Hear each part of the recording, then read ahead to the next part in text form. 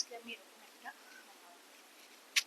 Georgette sari পরে তোমাদের সামনে এসেছি। আমার আঁচলটা কিছু অনেক বড়, এটাকে অবশ্য কি করব, কেন করব, সবটাই শেয়ার করবো তোমাদের সাথে। Hey guys, good evening and welcome to my channel tips up bag. কেমন আছো তোমরা সবাই? আশা করছি সবাই ভালো আছো, আর তোমাদের ভালোবাসায় আমিও ভালো আছি। সো দেখো, একটা সিম্পল শাড়ি বললাম, দেখো একটা সিম্পল শাড়ি আমি কিভাবে পরবো সেটাই তোমাদের সাথে শেয়ার করবো। এখন তো শাড়িটা আমি নর্মাল ভাবে পরে আছি, বাট এরকম ভাবে পরে তো আর শেয়ার করবো না, তোমাদের সাথে একটু অন্যভাবে শেয়ার করবো। সো চলো সেটাই ট্রাই করি।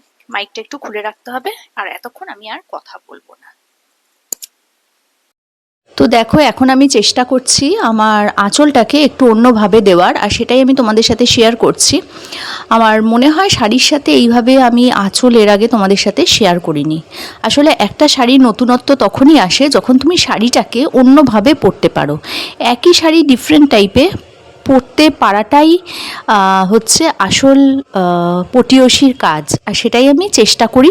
না না, আমি বলছি না আমি পটিয়সী, মানে আমি যেভাবে পড়ি সেটাই আমি তোমাদের সাথে শেয়ার করি। তো সেটা ভালো বা খারাপ দুটোই হতে পারে, দুটোই তোমরা অনেস্ট রিভিউ অবশ্যই দেবে।